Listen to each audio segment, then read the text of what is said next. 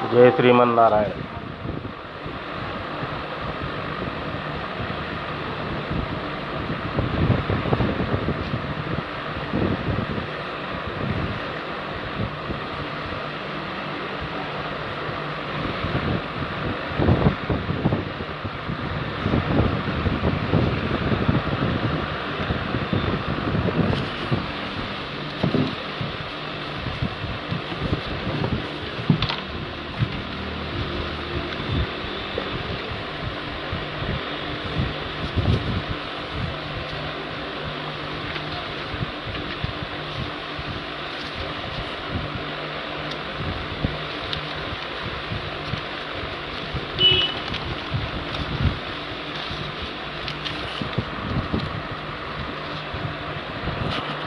जय श्रीमन नारायण।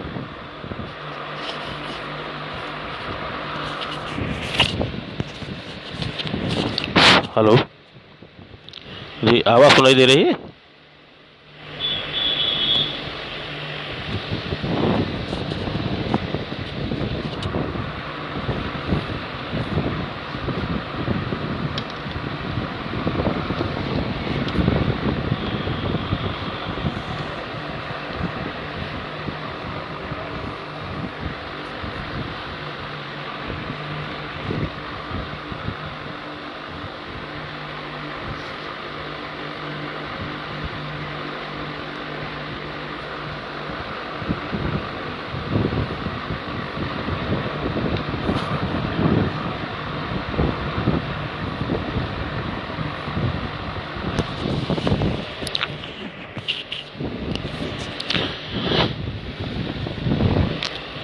जय श्रीमन नारायण। जय श्रीमन नारायण।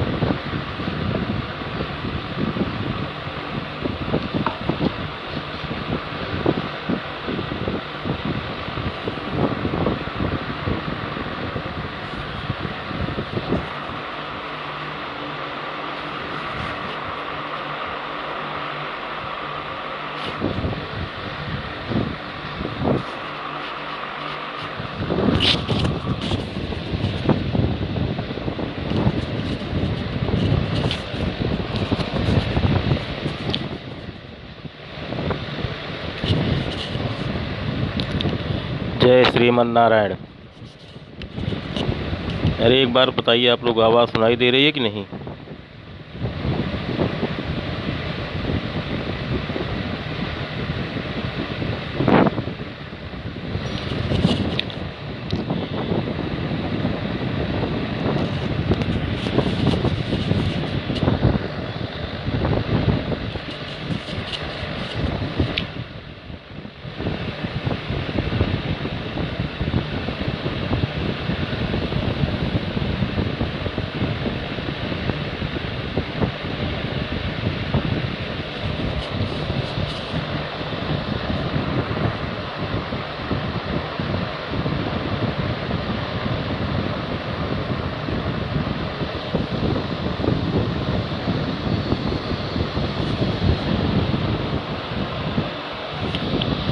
चलिए, बहुत अच्छा हुआ।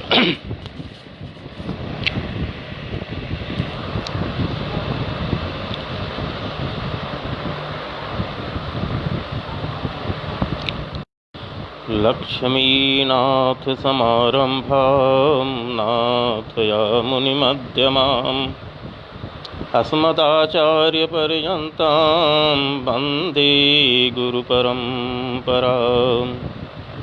वन्दे गुरुपरम्पराम्। प्रह्लाद नारद पराशर पुण्डरीक व्यासाम्बरीश सुख सौनक भीष्मादलभ्यान् रुक्माङ्गदार्जुन वसिष्ठ विभीषणादीन् पुण्यानिमानि परं भागवतान् पुण्यानिमानि परं भागवतान्।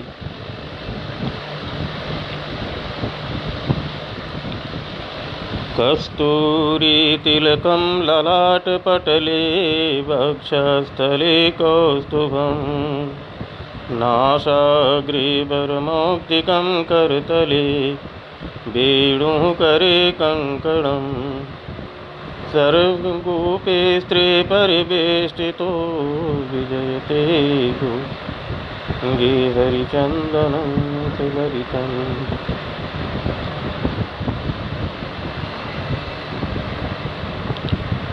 सच्चिदानन्दरूपाय विश्वोत्पत्त्यादिहेतवे तापत्रय विनाशाय श्रीकृष्णाय वयं नमः।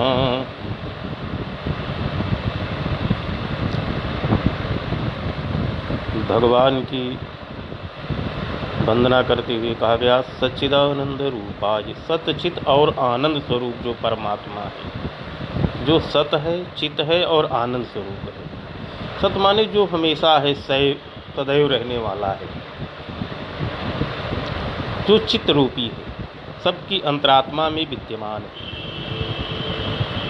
और आनंद स्वरूप है। पर भगवान का एक नाम आनंद है। जब विद्वानगण कृष्ण की बधाई में, कृष्ण के जन्मोत्सव में जब बधाई गाते हैं तो कहते हैं नंद घर आनंद भयो जय कन्हैया लाल की। नंद घर आनंद भयो जय कन्हैया लाल की। आनंद का मतलब केवल प्रसन्नता, खुशी ही नहीं होती। आनंद एक भगवान का नाम है। जब भगवान का जन्म हुआ नंद बाबा के यहाँ तो गाई गई बधाई नंद घर आनंद भयो जय कन्हैया लाल की। ऐसी आनंद स्वरूप परमात्मा हम चिंतन करते हैं, मनन करते हैं, उनका ध्यान करते हैं।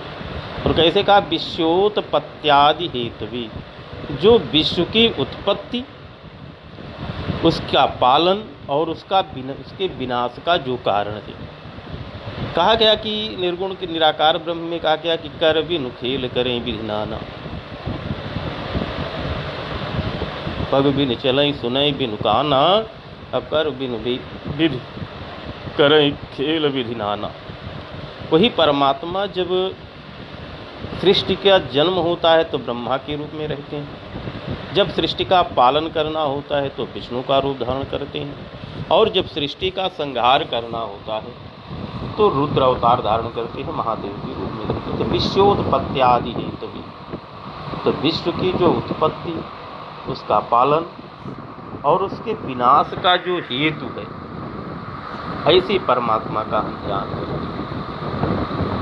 जैसे एक ही परमात्मा तीनों गुणों में विद्यमान होता है, केवल आभास हम लोगों को अलग अलग होता है। जैसे एक बिजली का बल्ब है, बिजली का बल्ब जब हमको प्रकाश देता है, जब हम उसको स्पर्श करते हैं तो झटका लगता है, करंट मारता है। उसी तरह से वो परमात्मा जो निराकार स्वरूप में है, जो समय समय पर साकार रूप धारण करता है, वो तीनों रूपों में विद्यमान है। ऐसे परमात्मा की वंदना करते हैं। किस लिए वंदना करते हैं? वंदना करने का कारण क्या है? कहते हैं तापत्रय विनाशाय। तापत्रय विनाशाय, तीनों तापों को दूर करने के लिए। तीन ताप को दैहिक, दैविक, भौतिक ताप, तीन प्रकार के ताप हैं। दैहिक ताप है, एक दैविक ताप है और एक भौतिक ताप है। तीनों तापों को दूर करने के लिए हम भगवान की प्रार्थना करते हैं। कैसे करते हैं? श्री कहते हैं श्री कृष्णाय वयं नमः। हम श्री कृष्ण परमात्मा की, श्री कृष्ण की वंदना करते हैं। वंदना करने से क्या होता है? कहते हैं वंदना करने से हमारा अभिमान नष्ट होता है। बंधन एक भक्ति है, नवधा भक्ति में बंधन भक्ति है। सदैव बंधन, भक्तों की वंदना करते हैं, भगवान की वंदना करते हैं, गुरुजनों की वंदना करते हैं, हम सबकी वंदना करते रहते हैं। तो वंदना करने से, वंदना करने में हम अपना सिर नवाते हैं, हाथ जोड़ करके सिर नवाते हैं। तो हाथ जोड़ने का मतलब है कि हे प्रभु, हमारे अहंकार को दूर कीजिए, और हमारी जो हाथ है, हाथ क्रिया शक्ति का प्रतीक है। इसका मतलब है कि हमारे दोनों हाथ मजबूत रहें, जिससे हम आपकी सेवा कर सकें, ऐसे परमात्मा की वंदना करते हैं।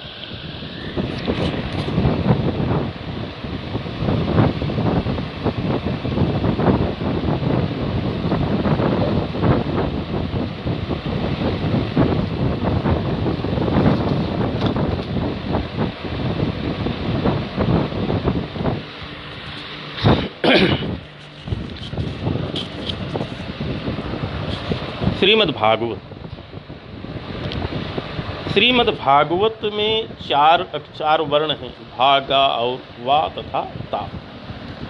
इन चारों का विद्वानों ने, आचार्यों ने अलग अलग अर्थ किया है।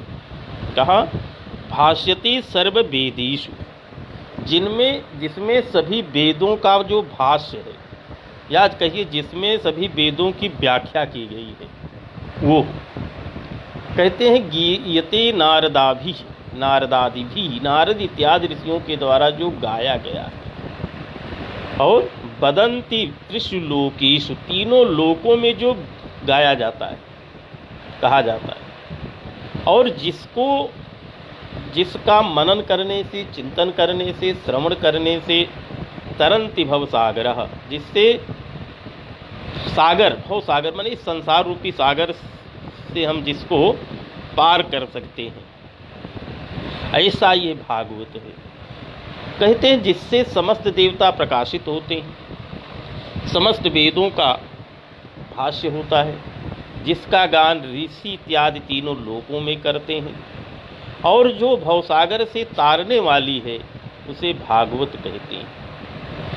कहते हैं भाग कीर्तिवाचको शब्द गकार ज्ञानवाचक वैराग्यात चरितम चैव पुराणम पंच लक्षणम। पुराण के 5 लक्षण बताए गए। उन पुराणों के 5 लक्षण में पहला क्या है? कीर्तिवाचक शब्द।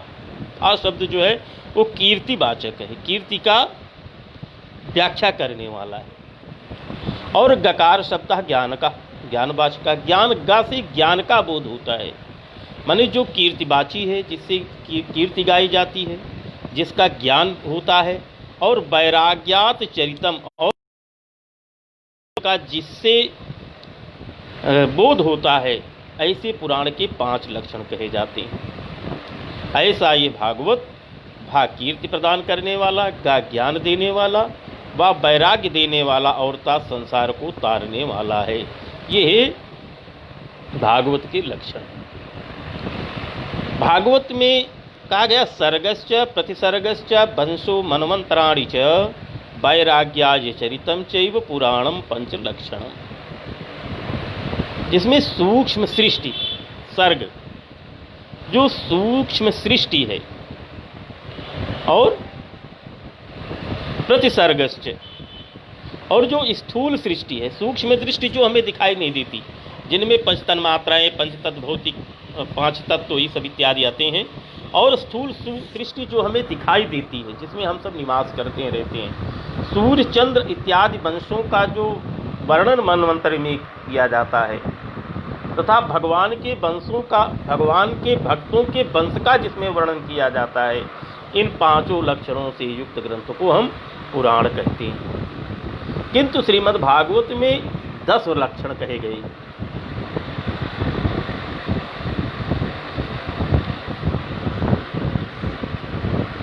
कहते हैं कि जब भगवान श्री कृष्ण परम धाम जाने लगे, तो उद्धव जी ने उनसे पूछा, प्रभु आपके बाद संसार का कल्याण कैसे होगा? तो भगवान श्री कृष्ण अपने अंतिम जीवन के अंतिम समय में इसी भागवत में समाहित हो गए। ये श्रीमद् भागवत श्री कृष्ण जी का साक्षात वांग्मय स्वरूप है। जैसे शरीर के अंग होते हैं, उसी तरह से विद्वानों ने, आचार्यों ने भागवत की भी व्याख्या की है। कहा पादौ तु प्रथमा स्कंधा, द्वितीयो जानु श्रुतः, तृतीयः संस्थनी गेयः, चतुर्थः कटिरुच्यते, पंचमी तु नाभिः तु पंचमं विद्यात् हृदयं, षष्ठम ईर्तम, सप्तम अष्ट उरः प्रोक्तः, अष्टम कंठः रुच्यते, अस्कंधस्तु नवमः स्कंधः, दशमो मुखमीरितः, कर्णाक्षः नासिकायां युक्तं सर्वार्थ परिपूरितः। एकादशस्तु प्रमार्गम द्वादशम ब्रह्मरंध्रकम एवं भागवतम शास्त्रम विष्णुमूर्ति प्रकीर्तितम। कौशिकी संकेता में आया है ये वर्णन कि प्रथम जो भगवान के जो श्रीमद् भागवत का जो प्रथम स्कंद है वो भगवान श्रीहरि के चरण है, पैर। द्वितीय स्कंद जो है वो घुटने है। तीसरा स्कंद जो है वो भगवान की जंघा है। चौथा स्कंद भगवान की कमर है और पांचवा स्कंद भगवान की नाभि है। छठवां स्कंद भगवान का हृदय है। सातवां स्कंद भगवान का वक्षस्थल है। आठवां स्कंद भगवान का कंठ है। नौवां स्कंद कंधा कहा गया है। 10वें स्कंद को आँख का नासिका इत्यादि मुखमंडल कहा गया है।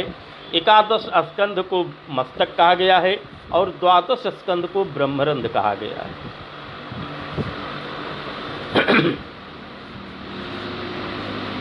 तो कहते हैं भगवतः इदम स्वरूपम भागवतम, ये जो भगवान का स्वरूप है उसे भागवत कहते हैं। तेन तेनेयम वांगमयी मूर्ति प्रत्यक्षः कृष्ण एवेहि, यह श्रीमद् भागवत भगवान श्री कृष्ण की प्रत्यक्ष शब्दमयी मूर्ति है। कहते हैं भगवतः प्रोक्तम भागवतम, भगवान ने जिसका उपदेश किया उसे भागवत कहते हैं। भगवतः प्रोक्तम माने ये भागवत जो है नारायण से निकला हुआ है। नारायण ने जो है ब्रह्मा जी को दिया, ब्रह्मा जी ने नारद को दिया, नारद ने अन्य परंपराओं में आगे आगे आते आते हम लोगों के पास पहुँचे। भागवत की 2 परंपराएं कही गई हैं, एक पाताल से आई है शेषनाग के द्वारा, लक्ष्मी जी ने बताया, एक नारायण ने बताया।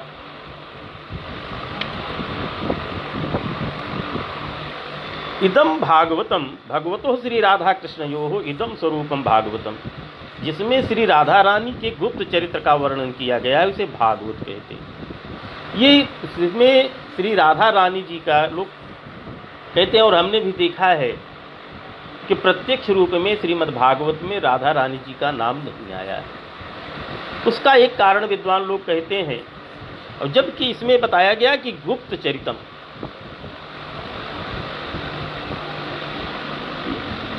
राधा जी के गुप्त चरित्र का वर्णन किया गया है। कहते हैं कि भगवान सुखदेव जी श्री राधा जी के बगीचे में नित्य निकुंज में सुख रूप में विहार करते थे और कृष्ण जी के भक्त थे और राधा जी को सदैव वो राधे राधे कहा करते थे, राधा जी को का नाम लिया करते थे। एक दिन राधा जी ने उनसे कहा कि देखो राधा माबद कृष्णम बद, कहा देखो राधे राधे मत कहो, कृष्ण कृष्ण कहो। तब से सुखदेव जी श्री राधा रानी को अपना गुरु मानने लगे। वैदिक परंपरा में, सनातन परंपरा में हमारे यहाँ व्यवस्था है, ऐसा कहते हैं कि अपने बड़े पुत्र का, पति का, पत्नी का और गुरु का प्रत्यक्ष नाम नहीं लेना चाहिए।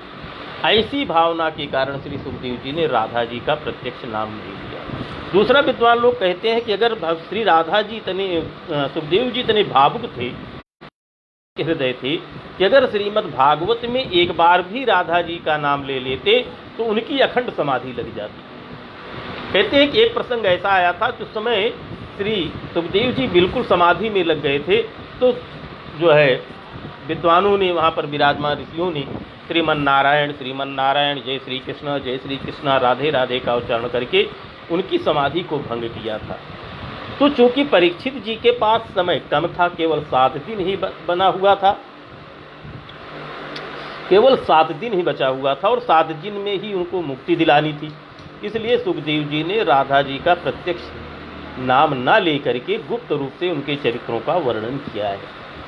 तो ये जो श्रीमद् भागवत है, ये श्रीमद् भागवत का 10वां स्कंध भगवान के आँख नाक कान नासिका है और उसी को हृदय भी कहा गया है, कहीं कहीं इसको हृदय भी कहते हैं। तो 10वें स्कंध में रास पंचाध्यायी आती है। तो रास पंचाध्यायी का मतलब है जैसे प्राण होते हैं, हृदय में प्राण होते हैं, तो प्राण में पंच प्राण है। तो पांचों प्राणों के स्वरूप में रास पंचाध्यायी का वर्णन किया गया है। उसमें एक जिसमें वेणु गीत है, प्रणय गीत है और चीरहरण लीला है, गोवर्धन लीला है।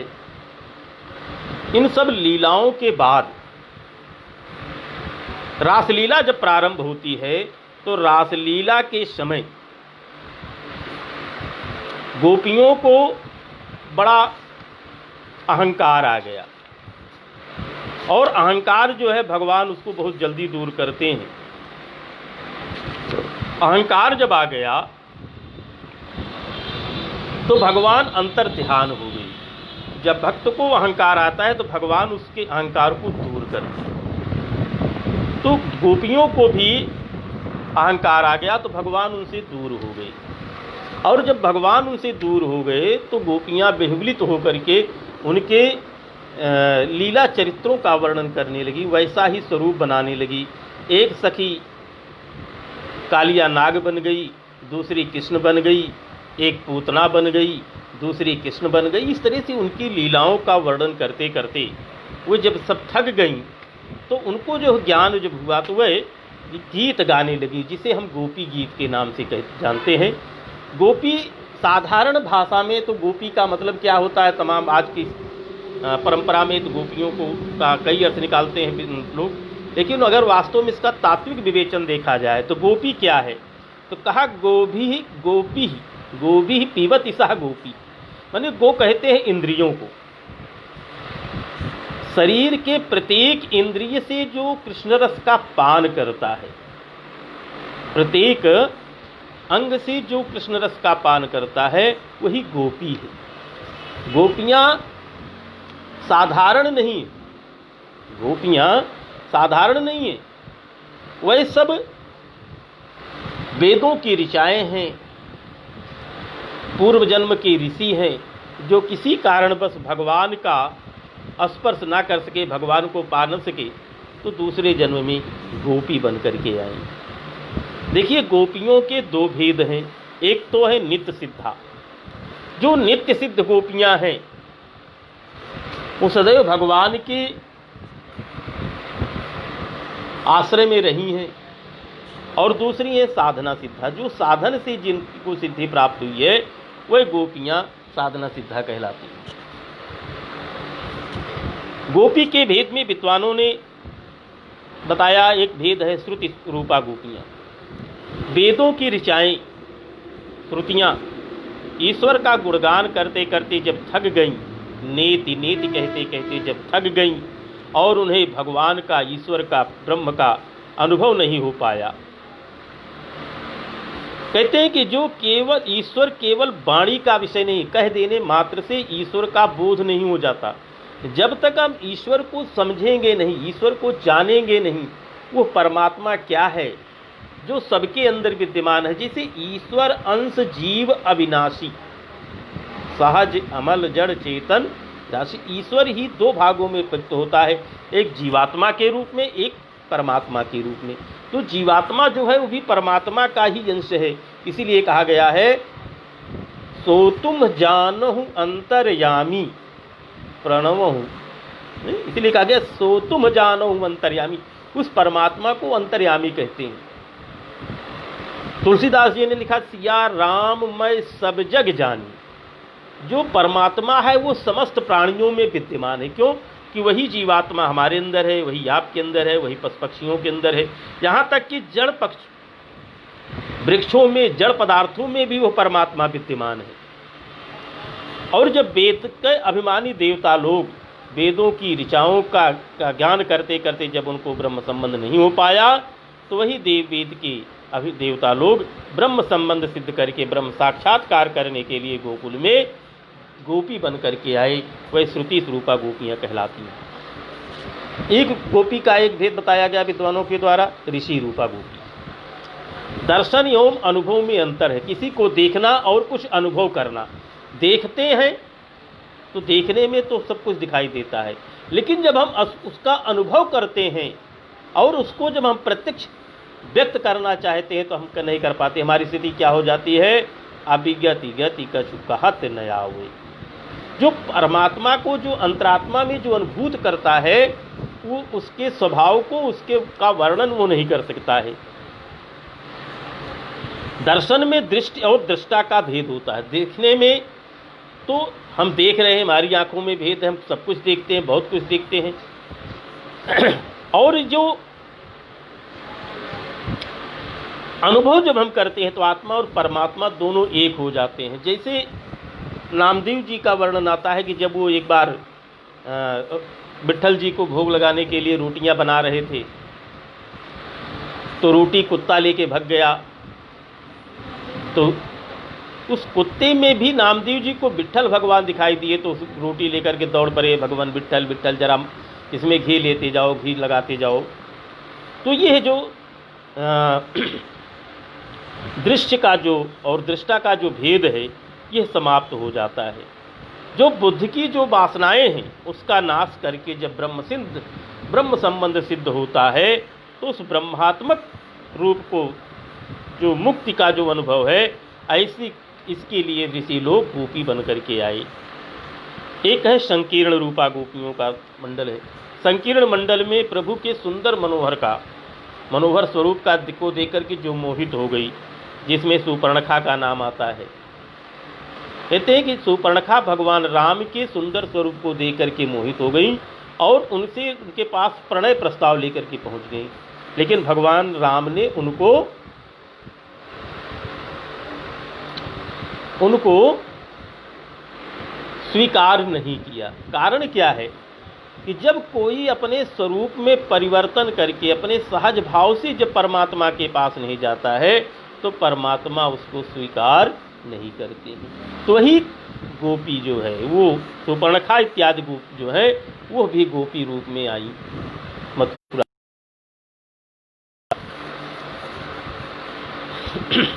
एक है अन्नपूर्वा। विवाह के बाद सांसारिक सुख का भोग करते हुए मन में काम भाव के प्रति जब अरुचि तुमन हो जाता है और जब प्रभु को प्राप्त करने का जब प्रेम भाव होता है, तो ऐसी ऋषि मुनि गृहस्थ सन्यासी गोपी बन करके ब्रज में आए। और कुछ जो है जन्म सिद्ध वैरागी पुरुष, पूर्ण रूप से वैरागी, जिसमें सुखदेव जी का नाम आता है, ये आते हैं। कहते हैं कि सुपर्णखा जो है, वो जब रामावतार में प्रणय प्रस्ताव लेकर राम के पास गई और राम ने उसको जब स्वीकार नहीं किया, लक्ष्मण जी ने उसकी नाक काट दी, तो वही सुपर्णखा दूसरे जन्म में इस द्वापर युग में कुब्जा के रूप में अवतार ग्रहण किया। कुब्जा के रूप में आई तो भगवान श्री कृष्ण ने उनको सहज भाव से स्वीकार कर लिया। तो ऐसे गोपी गीत में पर हम थोड़ा सा प्रकाश उस पर थोड़ी चर्चा करेंगे। देखिए, भागवत तो ऐसा विषय है कि 4 प्रकार से इसका कहते हैं कि जब भगवान विष्णु जब कथा करते हैं तो महीनों लग जाते हैं, और जब लक्ष्मी जी कथा करती हैं और भगवान विष्णु जब श्रोता होते हैं तो कथा 2 महीने तक चलती है। सब अपने अपने में मस्त रहते हैं। और जब ब्रह्मा जी कथा कहते हैं तो 7 दिन में कथा पूरी होती है। यह राजस कथा कहलाती है। नारायण की जो कथा है और लक्ष्मी जी जो कथा कहती हैं, जब दोनों कथा कहते हैं, एक दूसरे श्रोता वक्ता होते हैं, तो 1 महीने और 2 महीने की कथा चलती है। इसे सात्विक कथा कहते हैं। एक तामसी कथा होती है। तामसी कथा जब भगवान शिव जब कथा कहना प्रारंभ करते हैं और पार्वती जी जब श्रोता होती हैं, तो कथा 1 वर्ष तक चलती है। और एक निर्गुण कथा होती है, निराकार कथा होती है, जिसमें समय का कोई महत्व नहीं, समय का कोई प्रतिबंध नहीं। जब इच्छा हुई तब कथा शुरू हो गई, कथा श्रवण कर लिया, जब इच्छा हुई बंद कर दिया। तो ये कथा को तो घंटे 2 घंटे में नहीं, श्रीमद् भागवत का एक एक प्रसंग प्रथम स्कंद से लेकर के द्वादश स्कंद तक एक एक प्रसंग ऐसे हैं कि इनमें अगर बोला जाए तो कई वर्ष लग सकते हैं, कथा पूरी नहीं हो सकती। इसीलिए कहा गया है हरि अनंत हरि कथा अनंता, कहाँ सुनहि बहुविधि सब संता। तो पूरी नहीं की जा सकती, लेकिन थोड़ा सा प्रयास दास का है, जैसा पूर्वाचार्यों से सुना है और जैसा अध्ययन किया है। तो गोपी गीत पर थोड़ा सा प्रकाश है, थोड़ी चर्चा हम करेंगे।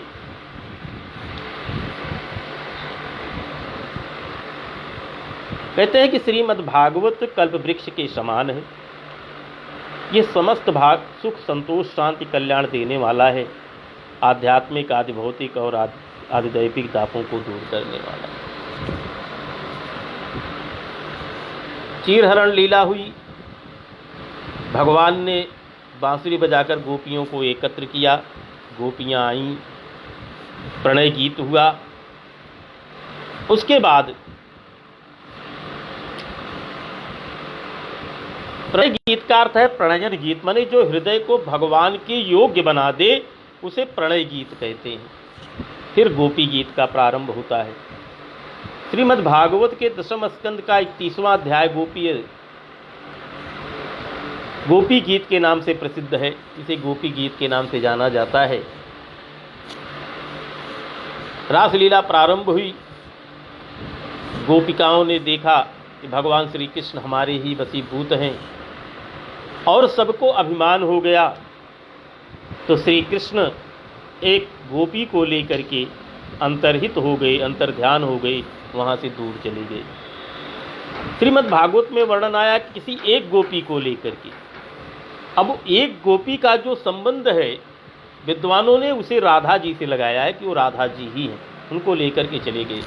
अब जब श्री कृष्ण और वो गोपी नहीं दिखाई दी तो अन्य गोपियों को बड़ी पीड़ा हुई।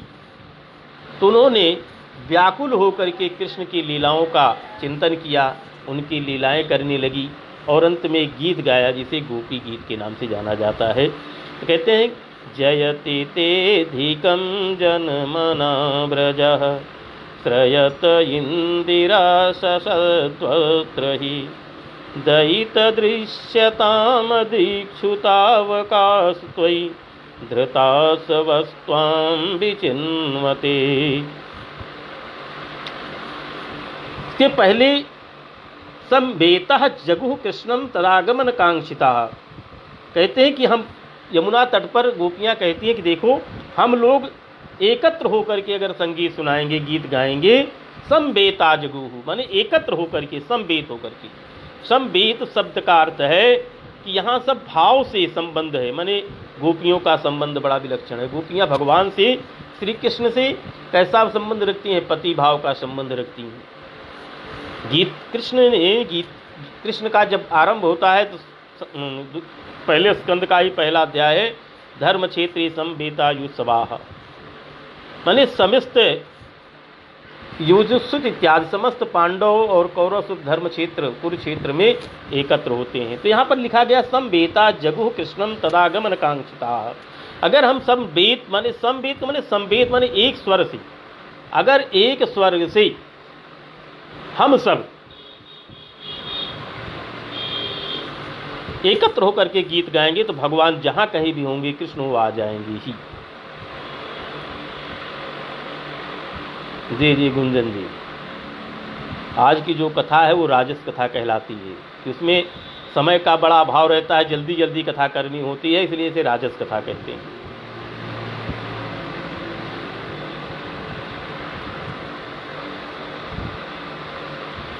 तो गोपियां कहती क्या है? जयति ते अधिकम जनमना व्रजः। क्या कहती हैं?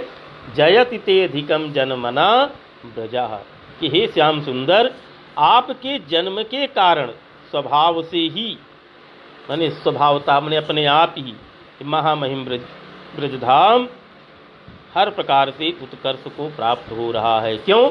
श्रयत इंदिरा सस्वतत्र ही, क्योंकि वैकुंठ वासिनी श्री भगवती श्री इंदिरा जी मैंने लक्ष्मी जी भी आपकी सेवा के लिए अवसर की प्रतीक्षा में यहाँ आश्रय ग्रहण कर रही हैं, यहाँ पर विद्यमान हैं। दैति दृश्यताम दीक्षु तावकास्त्वयि, कहते हैं कि हम सब ब्रज बनिताएं आपके वियोग जन संताप से संतप्त होकर, मन दुखी होकर के, अत्यंत क्षीण होकर के इतः तथा भटकती हुई आपके निमित्त ही प्राण धारण करती हैं, क्योंकि आपके ही धारण करती हैं। अब इसमें जयति ते अधिकम जन्मना ब्रजा, जयति शब्द द्वारा गोपियों को अभीष्ट प्राप्ति और निर्विघ्न विघ्न की निवृत्ति के लिए, माने विनाश के लिए, किसी प्रकार की कोई विघ्न बाधा न आए, इसके लिए जयति शब्द के द्वारा गीत को प्रारंभ करके भगवान की वंदना भी करती हैं, इससे मंगलाचरण करती हैं। अधिकम शब्द क्या है? कहते भगवान श्री कृष्ण के कारण ब्रजधाम, पूर्वतो वा सर्वतो वा, माने पहले अथवा हर प्रकार से, अथवा श्री वैकुंठादपि वा अधिकम यथा स्यात्, माने जैसे वैकुंठ धाम है उसी प्रकार से ब्रजधाम की शोभा हो रही है।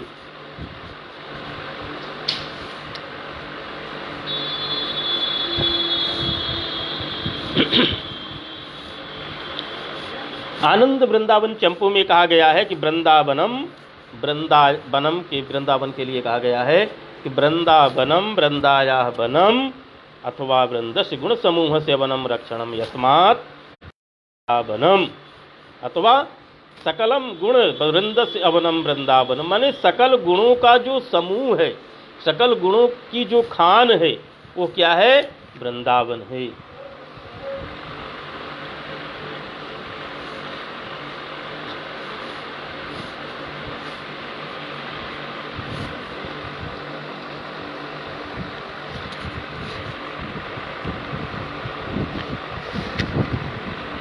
आगे फिर कहती हैं कि भगवान श्री कृष्ण गोपिकाएं भरत और सूरतनाथ जैसे संबंधों से संबोधित करती हुई कहती हैं, शरदुदासये साधु जात सरसिजोदर श्रीमुषादृशा, सूरतनाथ तेज शुल्क दाशिका, वरद विघ्न तो नेह किम बधा। कहती हैं कि भरत माने सर प्रकार से अभीष्ट को देने वाली, कि हे प्रभु आप हर प्रकार का अभीष्ट देने वाले हैं, हर प्रकार की मनोकामना को पूर्ण करने वाले हैं। अब सूरतनाथ कहते हैं कि सूरत माने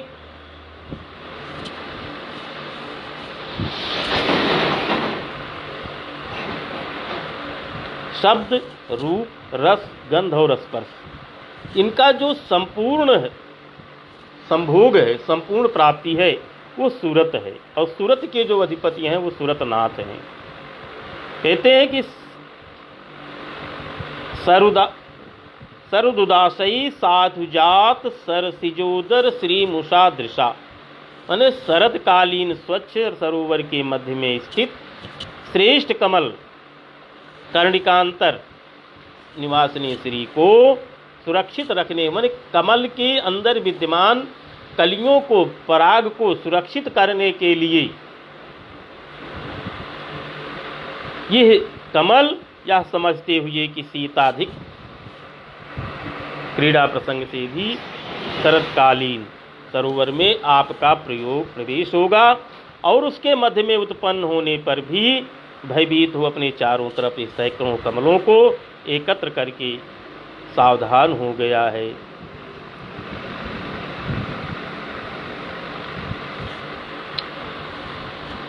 कहती हैं आगे कि विष जलाप्याद ब्याल राक्षसात वर्ष मरुताद वैद्युता नलात, कि हे ऋषभ, हे भगवान, हे प्रभु, आपने विष जलाप्याद, विष रूपी जल से भी, वृष रूपी जल से भी, माने यमुना में कालिया नाग विष धारण करने वाला कालिया नाग रहता था, ऐसे विषैले जल से आपने हमारी रक्षा की। ब्याल राक्षसात, ब्याल कहते हैं सर्प को, सर्प माने अजगर से, अघासुर नाम का राक्षस अजगर बन करके आया तो कहा कि जो आपने उस अघासुर्ग से वर्ष मरुतात वैद्युतानलात, वर्षा के समय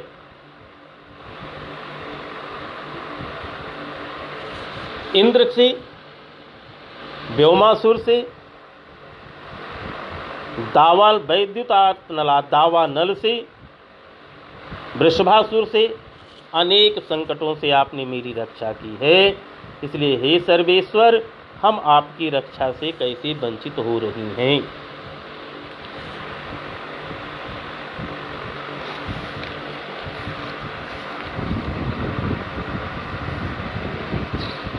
आगे गोपियां कहती हैं, नखल गोपिका नंदनो भवान अखिल देहि राम अंतरात्मा दृक् बिखन सार्थितो विश्वगुप्तये सख उदेयवान सात्वताम कुले। कि हे प्रभु, आप नखल गोपिका नंदनो, निश्चय ही आप गोपी नंदन नहीं हो, सबके अंतर्यापी हो। गोपी नंदन क्योंकि यशोदा कहती हैं जो है कि अगर आप ये कहें कि मैं यशोदा नंदन हूं तो नखल गोपिका नंदन हो, आप गोपिका नंदन नहीं है। क्यों? क्योंकि यशोदा मैया बड़ी दयामयी है, बड़ी वात्सल्यमयी है, और तुम उनके बेटे हो करके और हमारी ही जात के होकर के, माने गोपिका नंदन हो करके ही ऐसी कठोरता आप हमसे क्यों करते हैं। फिर कहते हैं अखिल देहि नामांतर दृक् नखलु। ये नखल शब्द जो है चारों पदों में अलग अलग लग जाता है, तो ये कनक मंजरी छंद हो जाता है। कहते हैं कि नखलु, और नखलु को चारों पदों में अलग अलग लगा दिया जाए तो ये व्यंगार्थ भी हो जाता है, कृष्ण के ऊपर व्यंग भी करती हैं कि आप कहते हो कि मैं अंतरात्मा हूँ, सबकी अंतरात्मा में निवास करने वाला हूँ, परमात्मा हूँ, लेकिन आप देहनाम अंतरात्मा दृक् नखलु अखिल, माने आप संपूर्ण लोग संसार के संपूर्ण सबके अंतर्यामी भी नहीं हो।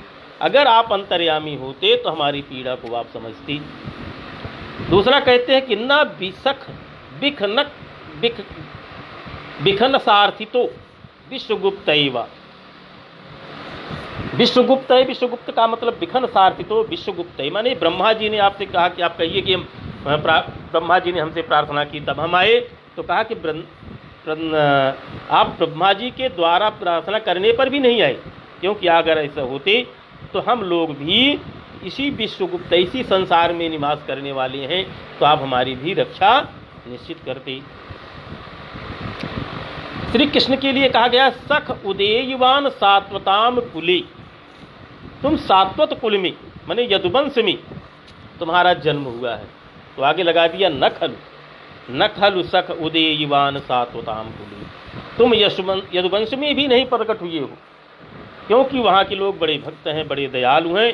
यदि तुम यदुवंशी होते तो हमारी रक्षा अवश्य करते।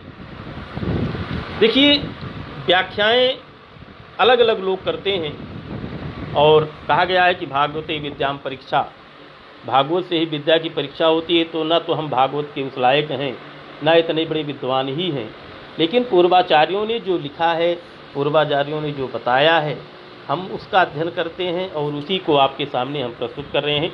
अगर इसमें कहीं कोई गलती हो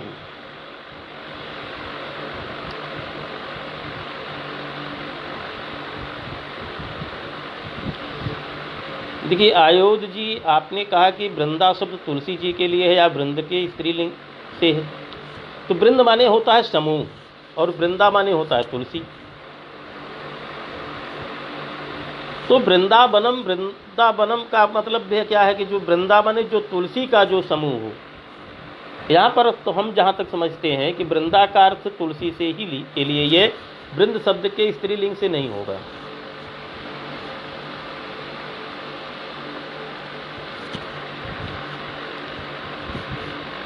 भगवान से गोपियाँ कहती हैं आगे कि हम आपके चरणों में आते हैं, आप हमें अभय दान करें। आपके जो श्रीकर हैं, कामद कर कमल हैं, उनको हमारे सिर पर धारण करो। जी जी जी प्रभु। उपाध्याय जी, कनक मंदिरी छंद, कनक माने होता है सोना और धतूरा। तो माने इस छंद में, कनक मंदिरी छंद में पूरा गोपी गीत है। कुछ लोग कहते हैं तो कनक मंजरी छंद में जितने गोपी गीत में जितने श्लोक हैं, इनका अगर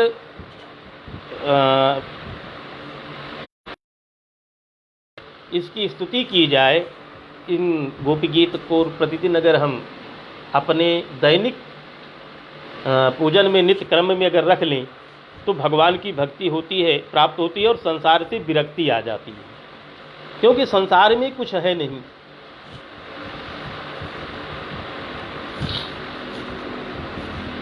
तो भगवान की भक्ति में भी नशा होती है, सोने में भी नशा होती है, धतूरे में भी नशा होती है।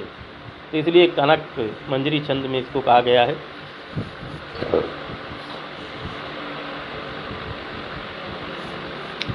आगे गोपियां कहती हैं कि हे प्रभु, आप अपने चरण कमलों को हमारे वक्षस्थल पर रख दो, प्रणत देहिनाम पाप कर्षणम।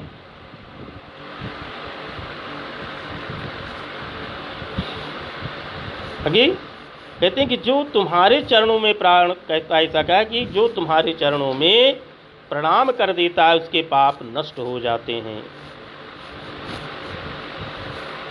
आगे तब श्री कृष्ण जी कहते हैं, गोपियां जी जी जी दादा,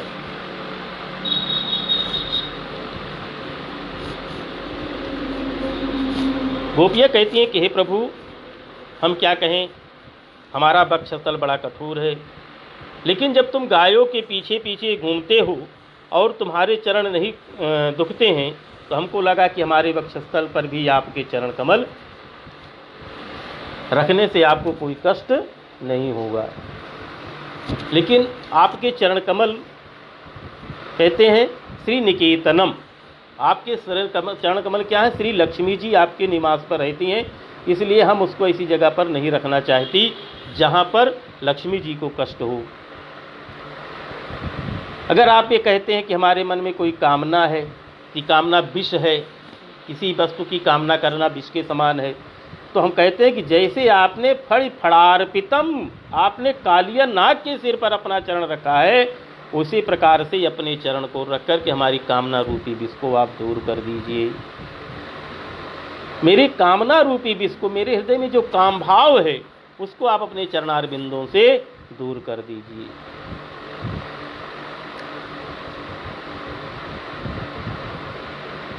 आगे गोपियां कहती हैं कि हे प्रभु, अगर आप ये कहें कि हम सब धरती पर लेट जाएं और हमारी ऊपर से आप चरण चढ़ती हुई निकल जाएं, तो ऐसा नहीं हो सकता। क्यों? क्योंकि वीर मुह्य तीर धरसी धुना प्याय स्वनः, कि हे वीर, हे प्रभु, तुम्हारा जो ये अधरामृत है, अधर सीधु शेरती जनानेति सीधु, माने ये जो आपका अधरामृत है, आप इससे हमको तृप्त कर दीजिए, आप हमें अधरामृत प्राप्त कराइए। एक न धराया अमृतम, जो धरा का अमृत नहीं है वो अधरामृत है। आपकी वाणी कैसी है? का मधुरया गिरा बल्कु वाक्य, आपकी वाणी बड़ी मधुर है। तब कथामृतम तप्त जीवनम, आपकी कथा से, कथा का जो अमृत है उससे अब तक हम लोग जीवित हैं, आपकी लीलाओं का चिंतन करके ही हम लोग जीवित हैं। जी आयोज जी का हमने बताया कि राधा जी जो है वो बड़ा विस्तृत है, फिर कभी उस पर उत्तर देंगे, फिर कभी उस पर चर्चा करेंगे। जी गुंजन जी, गोपियां स्वयं ही आपस में शंका करती हैं और आपस में ही उसका उत्तर निकालती हैं, इसीलिए इसे गोपी गीत कहा गया है। कहते हैं कि आप हमें अमृत दीजिए, अमृत पिलाने की जो तुम्हारी कथा है, ये अमृत पिलाने वालों ने हमको ठग लिया है। अगर तुम्हारी इस कथा अमृत को, कथा रूपी अमृत का हम लोगों ने पान नहीं किया होता, तो निश्चित ही अधरामृत माने अधरामृत, अधर माने ऊँट का जो नीचे का ऊँट है, ये इसे कहते, इसका जो अमृत है माने अपनी वाणी, अपनी आशीर्वचन या कहिए अपनी वाणी से हमको सांत्वना दीजिए, ये अधरामृत है। ये स्वर्ग के अमृत से भी अधिक विलक्षण है।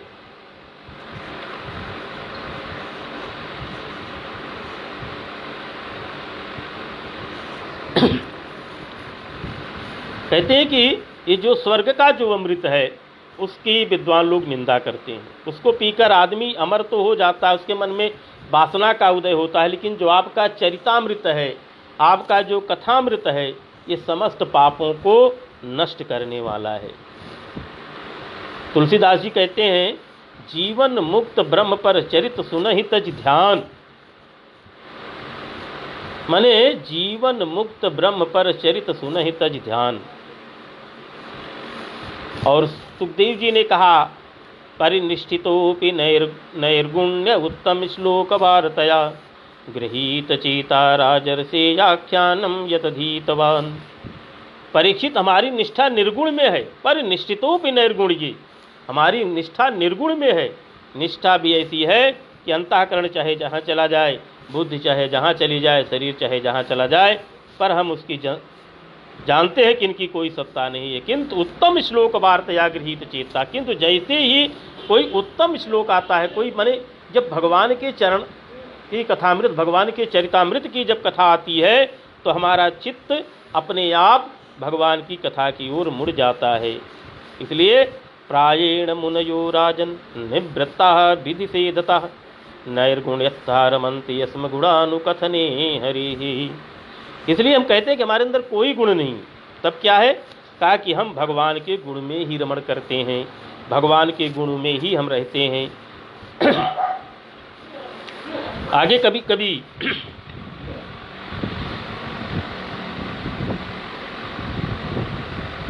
गोपियाँ आगे कहती हैं, कबीर भी पीड़ितम, जीवन मुक्त जो लोग हैं, जो जीवन से मुक्त होने वाले पर व्यक्ति लोग हैं, संत हैं, वे भगवत कथा की प्रशंसा करते हैं कि भगवत कथा के द्वारा ही सब कुछ प्राप्त हो सकता है, ये सांसारिक बाधाएं नष्ट हो सकती हैं। कहते हैं कि यो वो निवृत्तिम हरि कथा सुरतिम न कुर्यात्। ऐसा कौन साधु पुरुष है जो भगवत कथा से रति न करे, से प्रेम न करे। भगवत कथा में कहते हैं कि जो स्वर्ग का अमृत है उसको पीने से कभी न कभी पुण्य का नाश होता है, और जो स्वर्ग में सुख भोगता है वो अंततो गत्वा क्षीणे पुण्य मर्त्यलोके विशन्ति, वो अंत में मृत्युलोक में आकर के ही उसे प्राप्त होता है, उसका सब नष्ट हो जाता है।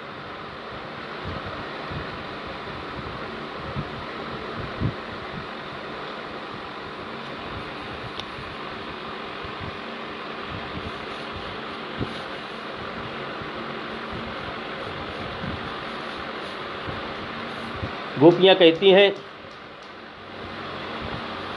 कि हे प्रभु, आपका जो अधरामृत है वो सुरत सुख को बढ़ाने वाला और शोक को नष्ट करने वाला है। वेणु से सुष्ट माने आपका जो अधरामृत है,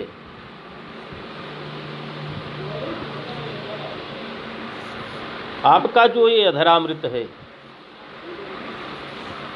आपका जो अधरामृत है, ये वेणु, सुंदर वेणु के द्वारा चुंबित है और इधर राग का विस्मरण कराने वाला है। वो आपको आप दे दीजिए कि जो बांसुरी है ये आपके अधर पर रखे जाने से जब बजती है बड़ी मीठी आवाज़ निकलती है, सारे राग को जो है, सारे शोक को, सारे संसार के समस्त रागों को दूर कर देती है। तो इसलिए ये अलौकिक है। अधरामृतम यद धरामृतम न भवत तद अधरामृतम, माने जो अधरामृत है, जो धरती का अमृत नहीं है, यह लौकिक है, अप्राकृतिक है, भगवनमय है, इसलिए इसे भगवत अधरामृत बोलते हैं। अधरामृत, ये अमृत जिससे नीचा है, छोटा है, उसको अधरामृत कहते हैं।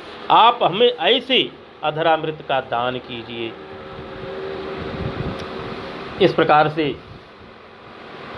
गोपियाँ गोपी गीत का गायन करती हैं, और जैसा हमने विद्वानों से सुना था, जो अध्ययन हमारा था,